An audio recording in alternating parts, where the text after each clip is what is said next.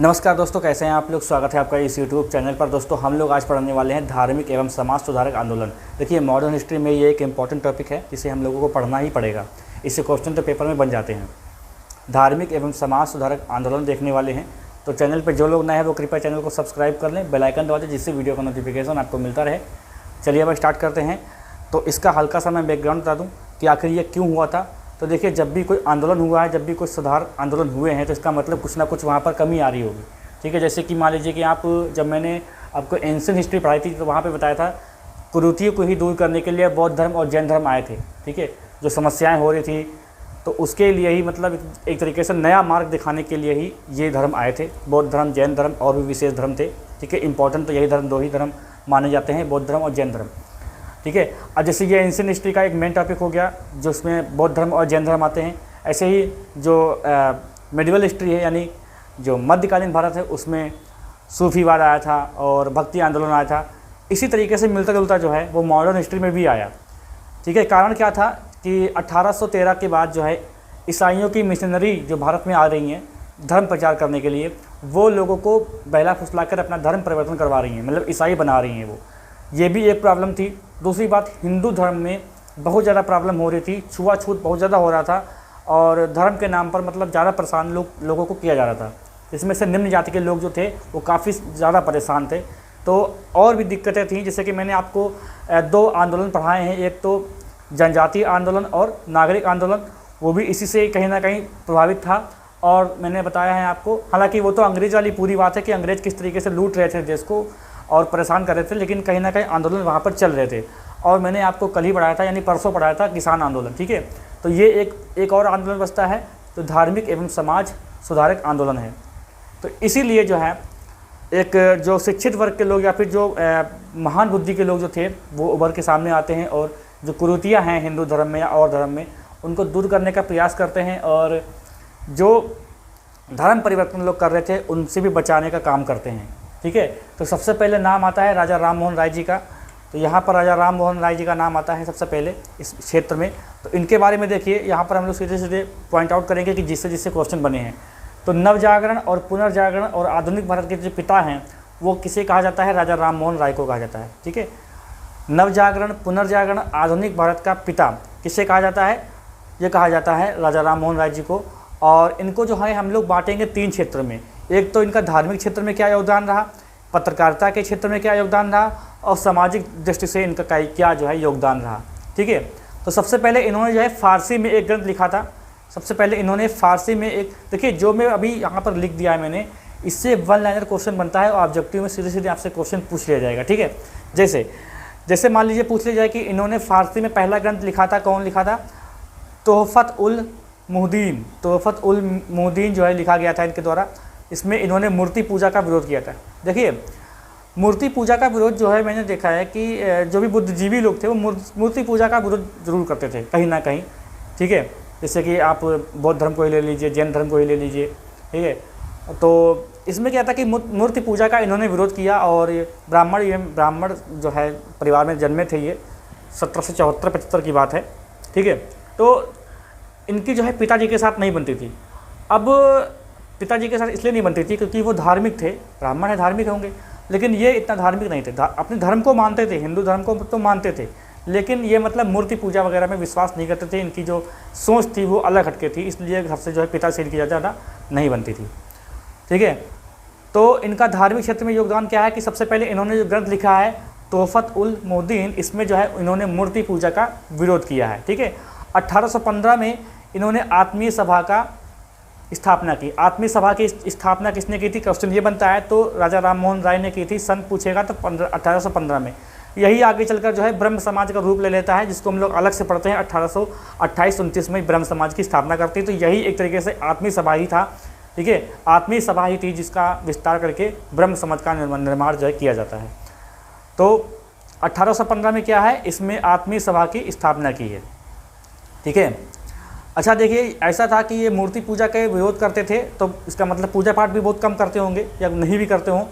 तो जो ईसाई धर्म के लोग जो थे, जो फादर थे, मतलब जो हम फादर नहीं बोलते, जो पुजारी होते हैं, और ईसाई धर्म के जो बड़े बड़े जो एक तरीके से बुद्धिजीवी थे, वो लोग सोचते थे कि ये आगे चल के कहीं ना कहीं ईसाई धर्म को अपना लेंगे, क्योंकि हिंदू धर्म वाले तो इनमें कोई आदत है नहीं, ठीक है। लेकिन इसके बाद क्या हुआ कि 1820 में इन्होंने द प्रीसेप्ट्स ऑफ जीसस की रचना की।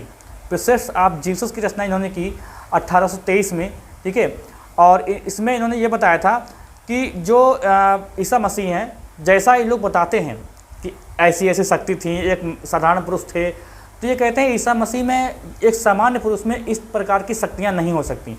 तो ये बात इन्होंने इस जो है ग्रंथ में की या इस पुस्तक में की थी, ठीक है। कि ईसा मसीह जो नहीं, जैसे कि ईसा मसीह के बारे में कहानियाँ बहुत सारी आपने भी सुनी होंगी कि एक साधारण पुरुष थे और ऐसा सब कुछ हुआ था। तो इन्होंने कहा कि साधारण पुरुष जो है, मतलब जो है एक साधारण पुरुष में इस तरीके की शक्तियाँ नहीं हो सकती, ये असंभव है। इसके बाद 1823 में एक जॉन डिग्वी नाम के व्यक्ति थे अंग्रेज, इनके प्रयासों से इस बुक को जो है लंदन में जो है प्रकाशित किया गया था, ठीक है। 1828 या 29 में ब्रह्म समाज का गठन किया गया था, जिसमें हिंदू धर्म में आई कुरीतियों को दूर करना था। ब्रह्म समाज क्या था, एक तरीके से ये एक सभा ही थी, ठीक है। इसमें मतलब क्या है, ऐसे लोग बैठते थे मतलब जो ज्ञानी होते थे, ठीक है, और जो मतलब एक विचार विमर्श होता था कि हिंदू धर्म में कौन कौन सी कुरीतियाँ हैं, इनको दूर करने के लिए बातें वगैरह होती थी, ऐसे लोग जुड़ते थे। तो ब्रह्म सभा में कई लोग थे, ठीक है। तो ये ब्रह्म समाज की या ब्रह्म सभा का गठन किसने किया था, राजा राम मोहन राय ने किया था। आगे चलते हैं, अब देखते हैं शिक्षा के क्षेत्र में इन्होंने क्या योगदान दिया था। देखिए 1817 में कलकत्ता में इन्होंने क्या किया था, डेविड हेयर की सहायता से एक हिंदू कॉलेज की स्थापना की थी, ठीक है। ये शिक्षा क्षेत्र में योगदान है। और 1825 में इन्होंने क्या किया था, वेदांत कॉलेज की स्थापना की थी, ठीक है। वेदांत कॉलेज की इन्होंने स्थापना की थी 1825 में। पत्रकारिता के क्षेत्र में इन्होंने क्या योगदान दिया, देखिए यहाँ से भी क्वेश्चन बहुत इंपॉर्टेंट बनते हैं। पहली बात तो यह है कि भारत में जो पत्रकारिता का अग्रदूत या जनक माना जाता है, तो माना जाता है राजा राम मोहन जी को, ठीक है। राजा राम मोहन को राय जी को ही जनक माना जाता है। 1821 में पहली बार संवाद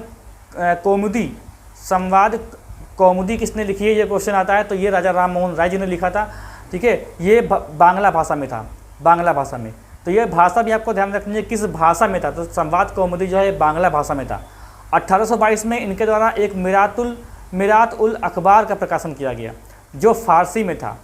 अब ये मिरातुल अखबार जो है ये फ़ारसी में था, इसको भी ध्यान रखना है। और कब प्रकाशित किया गया ये इंपॉर्टेंट नहीं है, मैंने लिख दिया है 1822 में। फिर 1822 में ही एक ब्राह्मणिकल मैगज़ीन का जो है प्रकाशन किया गया, जो इंग्लिश में थी। अब यहाँ पर देखिए जो भाषा है आपको सही साफ साफ नज़र आ रहा होगा कि ये संवादा लिखा है, गलत लिखा है, संवाद कौमुदी लिखा होना चाहिए था, संवाद, क्योंकि मैं खुद ही टाइपिंग करता हूँ और खुद ही सेट करता हूँ, तो बहुत ज़्यादा मेहनत पड़ जाती है। तो हो सकता है कि मैं इतना ध्यान से ना टाइपिंग कर रहा हूँ, ठीक है। लेकिन मेरी कोशिश तो रहती है कि कोई भी गलती ना हो, लेकिन मैं बोल रहा हूँ तो आपको समझ में आता रहा ही होगा। अब जैसे संवाद कौमुदी है, तो कौमुदी है किसमें, बांग्ला भाषा में हो जाएगा, ठीक है। मिरातुल अखबार फ़ारसी भाषा में हो जाएगा, मुग़लों की भाषा फ़ारसी थी। ब्राह्मणिकल मैगज़ीन इसका जो है ये किस भाषा में थी, इंग्लिश में, तो ब्राह्मणिकल मैगज़ीन है तो इंग्लिश भाषा में होगी, ऐसे समझ में आ रहा। देखिए सामाजिक दृष्टि से इन्होंने क्या क्या काम किए। देखिए फालतू की बात हम लोग वैसे भी नहीं करते ना, मैं फालतू की बात वीडियो में करता हूँ, इसलिए मेरे वीडियो छोटे होते हैं। यही अगर आप ऑफलाइन क्लास में जाएँ तो कम से कम 3 से 4 क्लासेस, जितना मैंने मटेरियल आज पढ़ाना है मुझे, उतना कम से कम 3 से 4 क्लासेस लग जाएंगी, ठीक है। अगर मैं हंसी मजाक करूँ या फालतू की बात करूँ, इतना टाइम है नहीं, क्योंकि पीईटी तक मुझे सारी हिस्ट्री पढ़ानी है, मॉडर्न हिस्ट्री। पीईटी के एग्ज़ाम मतलब 15 तारीख तक मुझे सारी की सारी हिस्ट्री बना के देनी है, क्योंकि मैंने वादा किया था अपने आप से, ठीक है।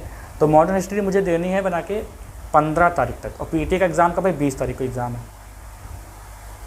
ठीक है। तो पत्रकारिता के क्षेत्र में योगदान जो है पढ़ लिया। सामाजिक दृष्टि से क्षेत्र में योगदान क्या हुआ ये भी देख लो। देखो 1829 में राजा राम मोहन राय के प्रयासों से जो है विलियम बेंटिक इन्होंने सती प्रथा पर रोक लगाई थी। ये किसके प्रयास थे, राजा राम मोहन राय जी के ही प्रयास थे। 1829 में जो सती प्रथा पर प्रतिबंध लगाया गया था। सती प्रथा कब से चली आ रही थी, ठीक है, गुप्त काल से, और तब से देखो अभी तक चली आ रही थी। सती प्रथा बड़ा खतरनाक थी, मतलब जिसका पति मर जाए तो उसके साथ उसकी पत्नी को भी। अब ये सती प्रथा का जो मतलब था ये हिंदू धर्म में ही था, एक तरीके से मुझे तो लगता है हिंदू धर्म में ही था, क्योंकि पति के साथ ही जलाया जाता था, जिंदा जलाया जाता था उसको। मुस्लिम धर्म में तो मैंने नहीं सुना सती प्रथा, ठीक है। 1830 में जो है अकबर द्वितीय ने, एक मुग़ल शासक बने थे अकबर द्वितीय, इन्होंने इनको राजा की उपाधि दी थी। तो राजा की उपाधि किसने दी थी, राजा राम मोहन राय जी को, तो अकबर द्वितीय ने दी थी, ठीक है। सन नहीं पूछेगा 1830 में। अब यही उपाधि देकर इनको भेजा था अपना दूत बनाकर ब्रिटेन। अकबर द्वितीय ने राजा राम मोहन राय जी को ब्रिटेन भेजा था 1830 में, ये मतलब तैयार होकर गए थे, ठीक है। और ब्रिटेन किस लिए भेजा था? इसलिए ताकि ये जाएं और मुग़ल बादशाह की सिफारिश करें जाकर कि भाई जो आपके जो यहाँ पर मतलब आपका जो प्रशासन चल रहा है भारत में, वो मुग़ल बादशाह की बिल्कुल भी इज्जत नहीं करते हैं, कोई भी रिस्पेक्ट नहीं है और बेइज्जत करते हैं और बड़ा स्थिति ख़राब है, इसलिए भेजा था राजा राम मोहन राय जी को, ठीक है। लेकिन अब दुर्भाग्य रहा इनका अकबर द्वितीय का कि उधर से क्या जवाब मिला है ये जान ही नहीं पाए, क्योंकि जो राजा राम मोहन राय जी हैं इनकी मृत्यु हो जाती है वहीं ब्रिटेन में ही। तो ठीक है, यहाँ पर देखिए लिखा हुई है कि अकबर द्वितीय ने राजा की उपाधि देकर अपना दूत बनाकर ब्रिटेन भेजा था। और ब्रिटेन जाने से पहले जो है, एक यहाँ पर एक इंपॉर्टेंट लाइन है कि ब्रिटेन जाने से पहले जो ब्रह्म समाज का जो एक पद था, मतलब एक हेड थे, तो वो अस्थायी तौर पर किसको बना के गए थे? ये बना के गए थे रामचंद्र बागीस को, ठीक है। रामचंद्र बागीस को ये जो है अपना पद जो है देखे गए थे। यह अस्थायी पद था, ये भी ध्यान रखिएगा, ये स्थायी पद नहीं था। रामचंद्र बिगा बागीस।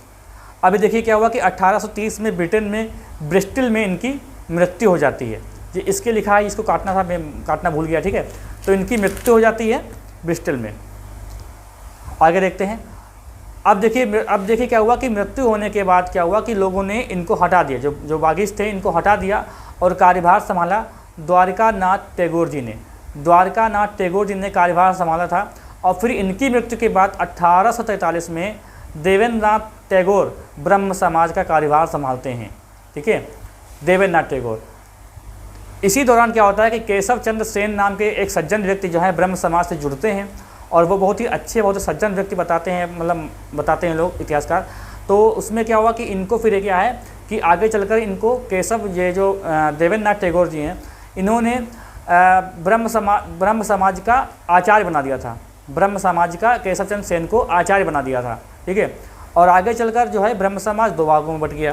देखिए हुआ क्या था कि ये काफ़ी उदारवादी व्यक्ति थे, तो इन्होंने बाकी धर्मों के लिए भी ब्रह्म समाज के लिए जो है दरवाजे खोल दिए थे कि आओ भैया बैठो और मतलब जो है अच्छे बातें करो और अच्छा काम करो, यही सब बातें होती थी इसमें समाज में। और क्या होता था, तो सभी धर्मों के लिए खोल दिया, काफ़ी उदारवादी थे। और केशव चंद्र सेन ने, अगर पूछा जाए क्वेश्चन में कि ब्रह्म समाज का सबसे ज़्यादा विस्तार किसने किया था, तो केशव चंद्र सेन ने ब्रह्म समाज का सबसे ज़्यादा विस्तार किया था।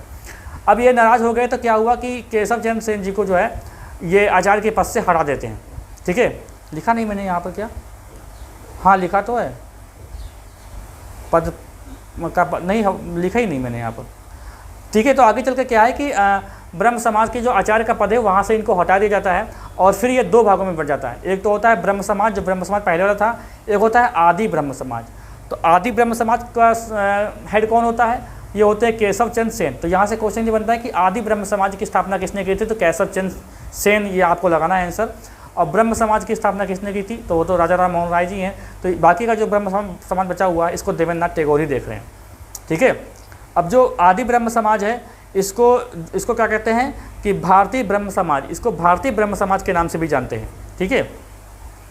अब केशव चंद्र सेन जी ने क्या किया कि ब्रह्म समाज विवाह को पारित करवाया। मतलब जो शादी हो रही हैं, ठीक है, शादी जो हो रही है, शादी का पंजीकरण करवाने की कोशिश की कि जितनी भी विवाह हो रहे सबका रजिस्ट्रेशन हो, ठीक है, पंजीकृत कराने की कोशिश की गई। ब्रह्म समाज विवाह यही था। तो केशव चंद्र सेन जी ने इसको पास कराया था, पारित करवाया था। इसके बाद क्या हुआ था कि 1878 की बात है कि इन्होंने अपनी 12 साल की पुत्री थी इनकी, ठीक है, उसका विवाह जो है बिहार के राजा के साथ कर देते हैं। जिससे क्या होता है कि जो ब्रह्म समाज, आदि ब्रह्म समाज है, ये भी काफ़ी जो है भागों में बढ़ जाता है। फिर आगे चल के ये ब्रह्म समाज बढ़ता ही चला जाता है। तो इसका इतिहास यहीं पे ख़त्म करते हैं, ठीक है। तो इतनी बातें समझ में आपको आ गई होंगी। आप लोग अगर रिवीजन करना चाहते हैं तो फिर से वीडियो देख लीजिएगा, ठीक है। देखिए अब आते हैं बात, हम लोग करते हैं दयानंद सरस्वती जी की। इनका जन्म जो है वो 1824 में हुआ था, 1885 में इनकी मृत्यु हो गई थी। तो देखते हैं क्या है इनके बारे में, इंपॉर्टेंट चीज़ें क्या है जो क्वेश्चन बनती है। देखिए जैसे कि आर्य समाज की स्थापना किसने की थी? दयानंद सरस्वती जी ने। देखिए आर्य समाज और ब्रह्म समाज में बड़ा कन्फ्यूजन होता है। तो आज ध्यान रखो कि हम लोगों ने पहले क्या पढ़ा है, हम लोगों ने पहले पढ़ा है ब्रह्म समाज।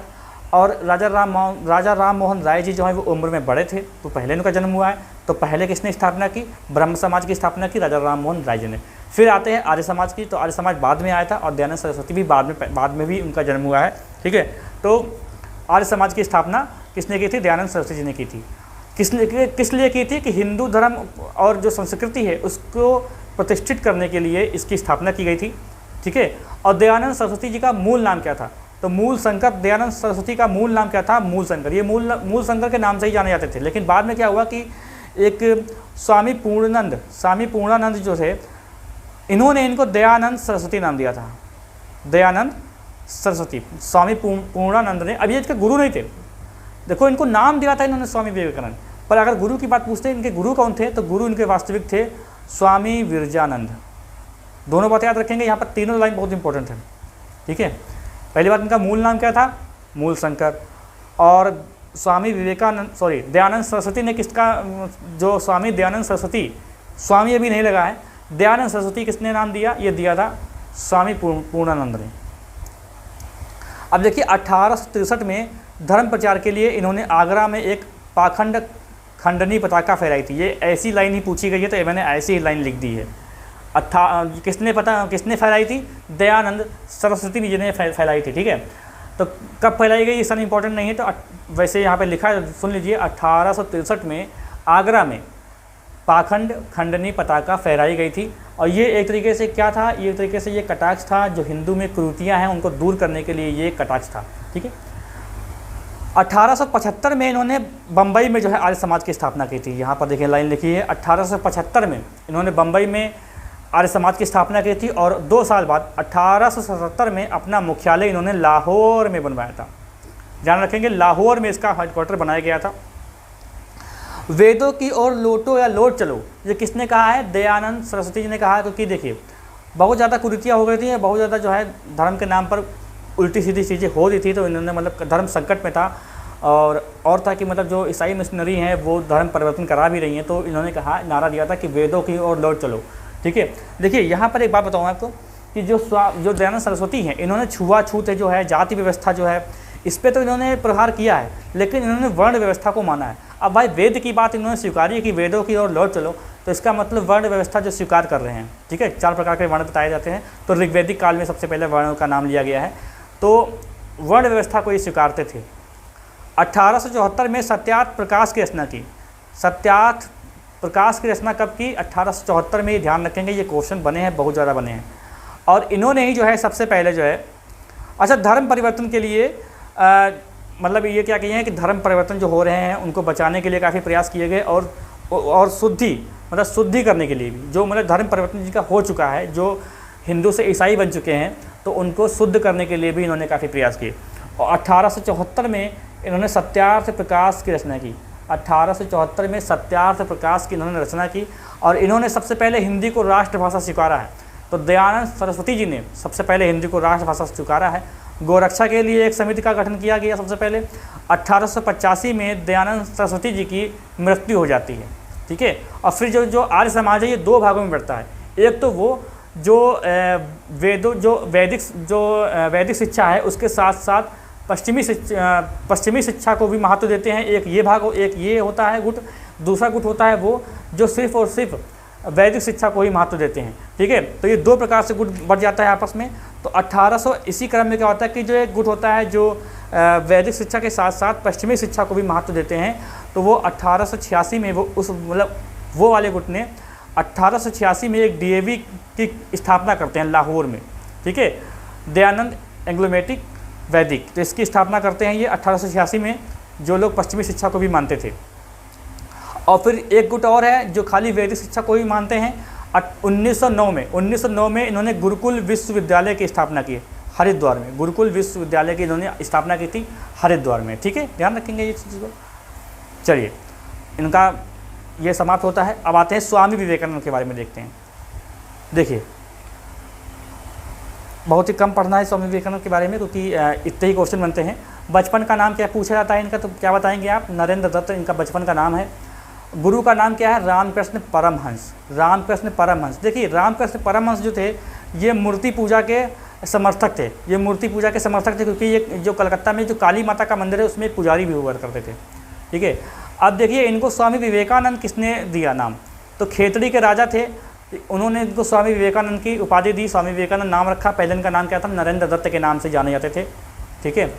1800 यहाँ पर ये वाली लाइन बहुत इंपॉर्टेंट है कि 1893 में विश्व धर्म सम्मेलन हुआ था शिकागो में, जहाँ पर इन्होंने भाग लिया था। सभी देशों के लोग अपने अपने धर्म का प्रचार करने आए थे, अपने धर्म के बारे में अच्छी अच्छी बातें बताने आए थे। ठीक है, तो मेरे प्यारे अमेरिकी देशवासियों ऐसा कुछ कहा था, तो काफ़ी तालियां बजी थी और बहुत ज़्यादा मतलब इनको प्रोत्साहन मिला था। तो 1893 ये सन बहुत पूछा जाता है, इस सन भी आपको याद रखना है कि 1893 में पहला विश्व धर्म सम्मेलन हुआ था शिकागो में, इसमें इन्होंने भाग लिया था। और न्यूयॉर्क में, यहाँ पर भी लाइन इंपॉर्टेंट है कि न्यूयॉर्क में इन्होंने वेदांत सोसाइटी की स्थापना की थी। लॉस एंजल्स में अभी एक योगा विश्वविद्यालय खुलने वाला है, ठीक है, इनके नाम से, ध्यान रखिएगा, करंट का क्वेश्चन है। और न्यूयॉर्क में यहाँ पर क्या हुआ कि वेदांत सोसाइटी की स्थापना इन्होंने की थी न्यूयॉर्क में। और 1896 में भारत से लौटने पर इन्होंने क्या किया, रामकृष्ण मिशन की स्थापना की। ठीक है, जब लौटे भारत में तब इन्होंने रामकृष्ण मिशन की स्थापना की। और 1900 में दूसरा विश्व धर्म सम्मेलन हुआ था जिसमें फिर से इन्होंने भाग लिया था। वो कहाँ हुआ था, ये क्वेश्चन बनता है, तो वो पेरिस में हुआ था। ठीक है, और इन्हें आध्यात्मिक गुरु की संज्ञा देते हैं सुभाष चंद्र बोस जी। ठीक है, आध्यात्मिक गुरु की संज्ञा कौन देता है, स्वामी सुभाष चंद्र बोस ने दी है। चलिए अब देखिए कुछ और भी महत्वपूर्ण संगठन हैं, उनके बारे में देख लेते हैं, संगठन या कुछ भी कह लें। वेद समाज, तो वेद समाज की स्थापना किसने की थी। देखिए यहाँ पर एक चीज़ से मैं बड़ा परेशान हूँ कि पीपीटी बनाने में क्या होता है कि स्थापना, अगर मैं अगर लिखता हूँ स्थापना, ठीक है, तो जैसे ही मैं स्पेस दबाता हूँ ये अपने आप ऐसे हो जाता है। इस चीज़ से मुझे बहुत प्रॉब्लम होती है। अब देखने वाला तो हो ही नहीं, वीडियो में कोई देखता हो वरना वो सोल्यूशन बताता। अगर मान लीजिए कि 5-10 हज़ार व्यूज़ आते तो कोई ना कोई जानता होता कि मैं क्या करूँ इसमें, कि अगर मैं स्थापना लिखूँ तो स्थापना ही लिख के आए। ठीक है, तो इसकी जो है स्थापना जो है श्रीधरालु नायडू ने की थी 1864 में मद्रास में। तो वेद समाज की स्थापना कहाँ की गई थी भाई, तो वेद समाज की स्थापना की गई थी मद्रास में। और यह दक्षिण भारत का ब्रह्म समाज था। दक्षिण भारत का ब्रह्म समाज के नाम से कौन जाना गया, ये जाना गया वेद समाज, जिसकी स्थापना किसने की थी, श्रीधरालु नायडू ने 1864 में मद्रास में। अगला परमहंस मंडली, तो इसे देखिए आत्माराम पांडुरंग, दादू पांडुरंग और बालकृष्ण जायकर, इनके द्वारा 1849-50 में इसकी स्थापना बम्बई में की गई थी। इसको भी ध्यान रखेंगे। ठीक है, और देखिए ये जो वेद समाज है ना, तो ये केशव चंद्र सेन से बड़ा प्रभावित थे, इसीलिए इन्होंने दक्षिण में जाके करी थी इसकी स्थापना। अगला देखते हैं प्रार्थना समाज की स्थापना किसने की थी, इसकी स्थापना 1867 में की गई थी आत्माराम पांडुरंग के द्वारा। ठीक है, आत्माराम पांडुरंग के द्वारा इसकी स्थापना की गई, आत्माराम पांडुरंग द्वारा। सबसे इंपॉर्टेंट क्वेश्चन ये बनेगा कि प्रार्थना समाज की स्थापना किसने की थी। ये सन इंपॉर्टेंट नहीं है, 1867 बिल्कुल भी नहीं, लिख दिया मैंने। बम्बई में इसकी स्थापना की गई, तो ये क्वेश्चन बन सकता है। और इसमें बहुत ही महत्वपूर्ण व्यक्ति जुड़े थे 1869 में, जिसका नाम है गोविंद रनाडे। अब गोविंद रनाडे जो हैं ये काफ़ी महत्वपूर्ण भूमिका निभाते हैं इसको आगे पहुँचाने में। ठीक है, और कहीं ना कहीं ये भी जो है केशव चंद्र सेन से प्रभावित होकर इन्होंने भी प्रार्थना समाज की स्थापना की थी। थियोसोफिकल सोसाइटी, देखिए थियोसोफिकल गलत लिखा है यहाँ पर,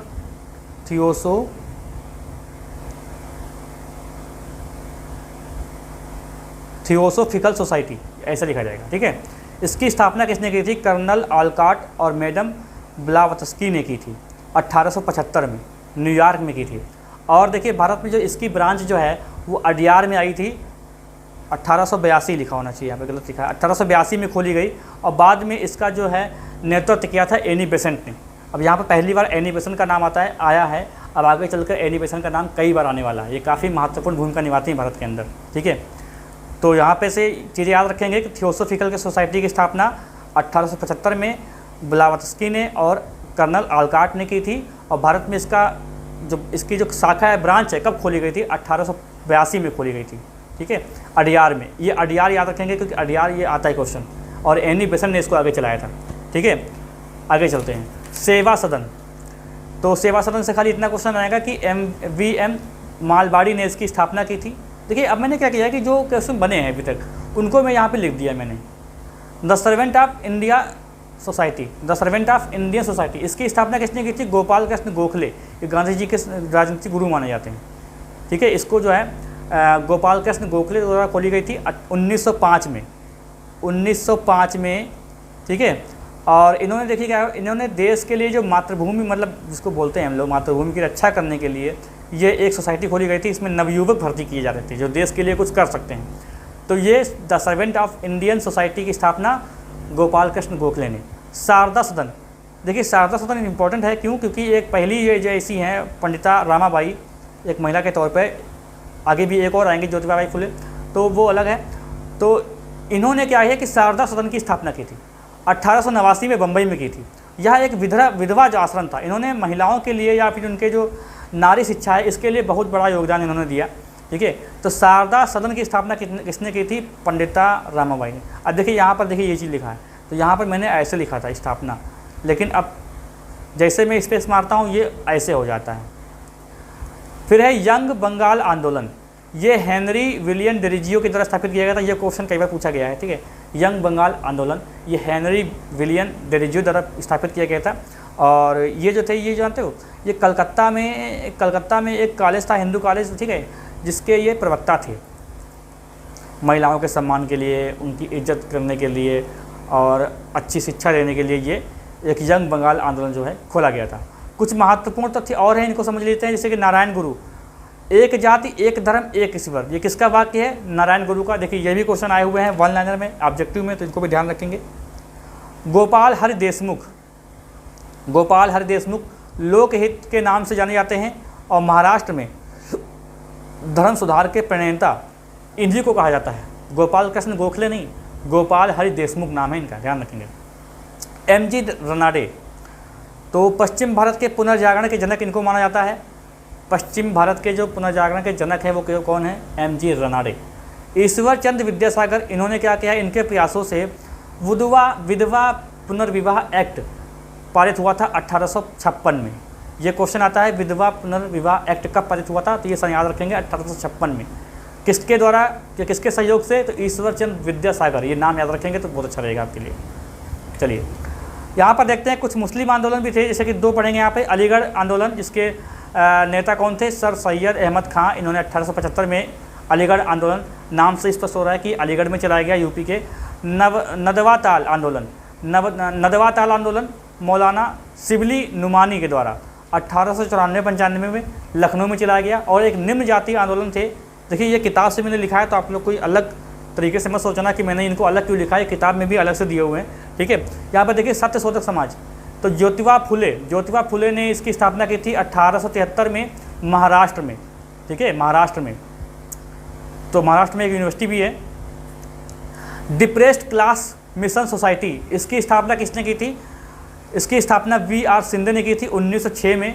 बहुजन समाज की स्थापना सतारा महाराष्ट्र में की गई थी 1910 में। मुकुंदराव पाटिल के द्वारा इसकी स्थापना की गई थी। और हरिजन सेवक संघ, ये क्वेश्चन बहुत आता है, हरिजन सेवक संघ, लोग कन्फ्यूज होते हैं कि डॉक्टर भीमराव अम्बेडकर होंगे, लेकिन नहीं, हरिजन सेवक संघ जो है इसकी स्थापना की गई थी 1993 में। 1993 में नहीं, 1893 में, देखिए गलत लिख गया, 1893 में इसकी स्थापना की गई थी पूना में, ठीक है, पूना में इसकी स्थापना की गई थी। या गलत लिख गया कुछ यार, 1893 नहीं, वो तो शिकागो गए थे। 1932 की बात है, ठीक है, 1932 यहाँ पे होना चाहिए, 1932 होना चाहिए यहाँ पर। 1932 में इसकी स्थापना महात्मा गांधी ने पूना में की थी। हरिजन सेवक संघ की स्थापना और आत्मा सम्मान आंदोलन 1932 में E.V. रामास्वामी नायकर पेरियार ने मद्रास में इसकी स्थापना की थी, ठीक है। तो ये आपका पूरा होता है धार्मिक सुधार आंदोलन। और अगली क्लास में हम लोग देखेंगे कांग्रेस, हम लोग पूरा कंप्लीट कर लेंगे एक ही क्लास में। कांग्रेस की स्थापना, बहुत जो प्रमुख जो अधिवेशन हुए थे उनको भी निपटा देंगे हम लोग।